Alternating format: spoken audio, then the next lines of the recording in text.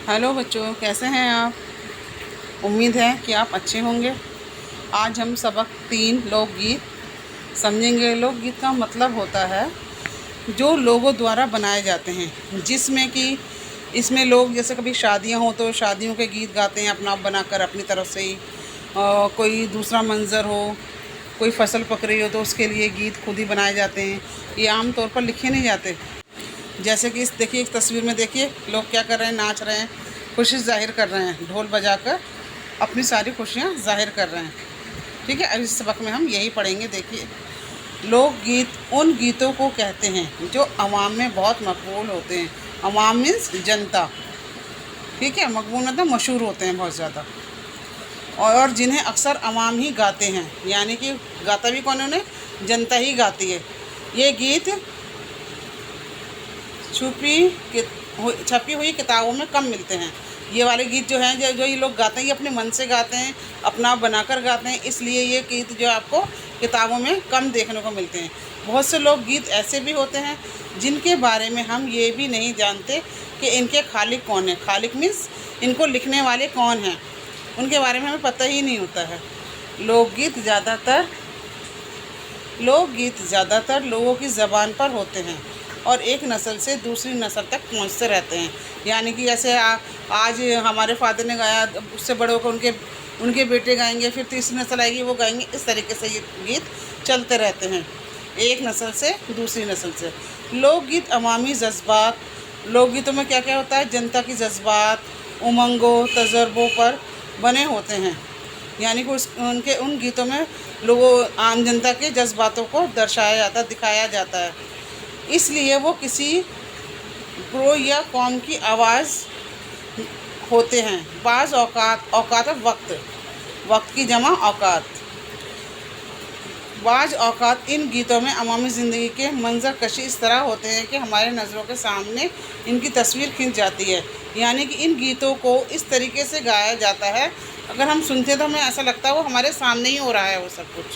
लोकगीत ऐसे सुरीले और रसीले होते हैं कि पूरी बोल समझ में न आए तब भी सुनने को जी चाहता है। यानी कि जो ये लोकगीत गाए जाते हैं इतने सुरीले और रसीले होते हैं, इनकी भाषा अगर हमें समझ भी ना आए तब भी हमें इनको बार बार सुनने को जी चाहता है।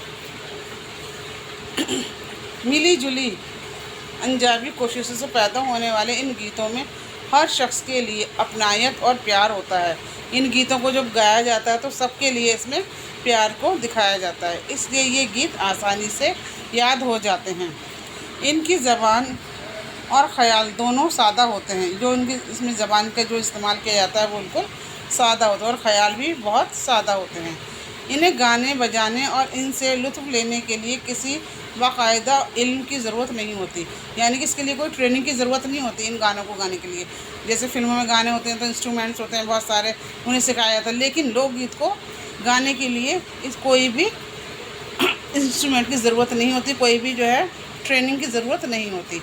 यही वजह है कि इनकी मौज़ूआत में आम ज़िंदगी की झलकियों की जगह खेत खलियान, बैल गाय, नदी नाले, वनखट, कुएँ, तालाब, महलों, ठेलों और पैदाइश से लेकर मौत तक के हर किस्म का जिक्र मिलता है।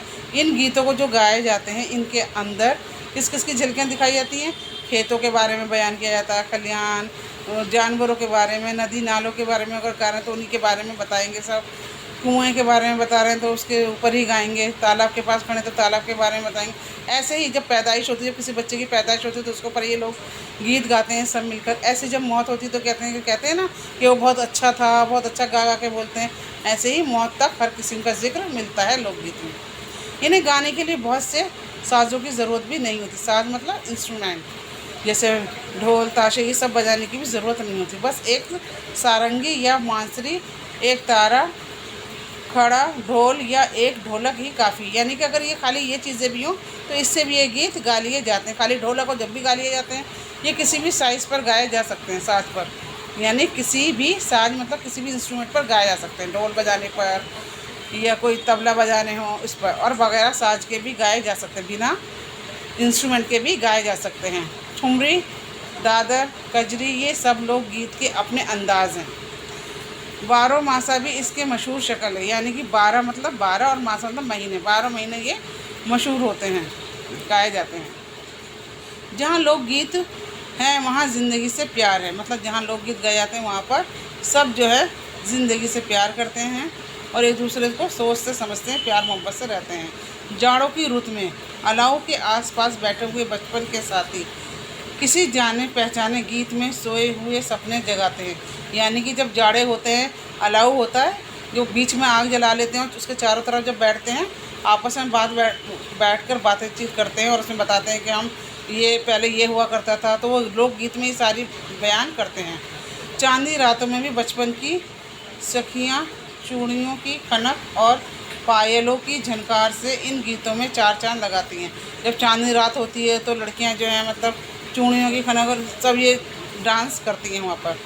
जब फसलें पकती हैं और अनाज की हरी बालियाँ दिलों में उमंगे जगाती हैं, तब लोग खुशी से झूम झूम कर नाचते और गाते हैं। जब फसल पक जाती है जब भी तो गाने गाए जाते हैं उसके लिए, वो भी उनकी अपनी ही ज़बान में गाए जाते हैं।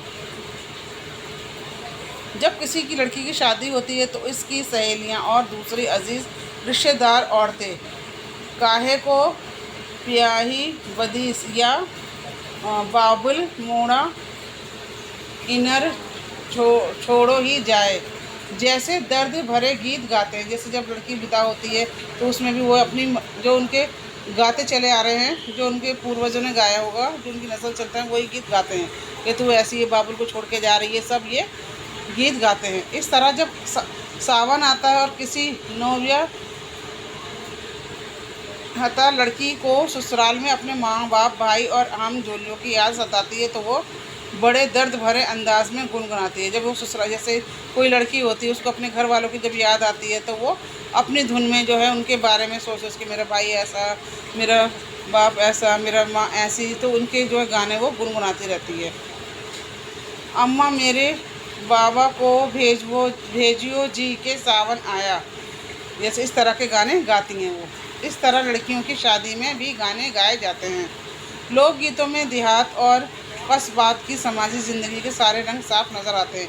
यानी कि जो ये लोकगीत गाए जाते हैं इसमें गाँव के और वहाँ के कस्बे की सारी सबका बयान इसमें साफ साफ नज़र आता है। अगर शादी का घर हो तो घर की सजावट, दूल्हा दुल्हन, मेहमानों की सज धज, बारातियों के नाज नखरे, समधनों पर की जाने वाली चोटें और पपतियाँ, सास नंदों की तकरार, देवर भाभी की छेड़छाड़, रुत जगे सहरे बनती, रुखसती, झूमर, टीका, मेहंदी, बटन लाल बनने और हरियाली बनने का सारा लिबास और तमाम ज़ेवरात इनमें मौजूद होते हैं। जब ये लोकगीत गाए जाते हैं शादियों में तो इनमें इन सब चीज़ों का जिक्र होता है। बरसात का जब बयान किया जाता है तो इसमें बिजली, कोयल, सूर, कौआ, पपिया, नदी, नाले, ताल, तलिका, बाग बगीचे, झूले वगैरह सब शामिल होते हैं। और जब बरसात के मौसम का बयान किया जाता है तो उनमें ये सब चीज़ों का बयान किया जाता है लोकगीत के ज़रिए। और जानदारों का जिक्र हो तो गाय, भैंस, मुर्गी, घोड़ा, गधा, कुत्ता, बिल्ली, मक्खी, गज, कोई गोशा ऐसा ना होगा जो लोकगीतों में ना आया हो।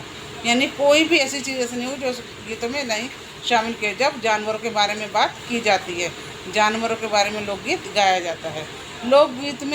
लोकगीत यूँ तो हर ज़बान में होते हैं, लेकिन शुमाली हिंदुस्तान की ब्रिज भाषा, ओदी और भोजपुरी में जो गीत गाए जाते हैं आवाम में इनकी मकबूल बहुत है। यानी कि ये जनता में बहुत ज़्यादा मशहूर होते हैं। कौन कौन से? ब्रिज भाषा, ओदी और भोजपुरी के जो लोकगीत हैं ये बहुत ज़्यादा आवाम में मशहूर होते हैं। इनमें ज़बान न जानने वालों के लिए भी गैर मामूली कशिश होती है।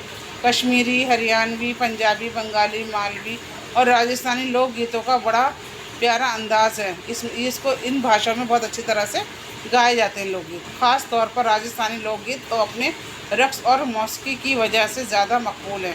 यानी कि नाच गाने की वजह से ज़्यादा मशहूर हैं। कहाँ के? राजस्थान के लोकगीत। कौन होगा जिसने राजस्थान का ये मशहूर लोकगीत पल्लू लटके गोरी का पल्लू लटके ना सुना हो। टेलीविज़न और फिल्मों ने भी लोकगीतों को बड़ा रिवाज दिया है। इन लोकगीतों में हमारी तहज़ीब रची बसी है। यानी इन गीतों में हमारे जो मुल्क की तहज़ीब है वो सब दिखाई देती है। आपको ये सबक अगर समझ आया हो तो आप उसको शेयर और लाइक करना ना भूलें। शुक्रिया।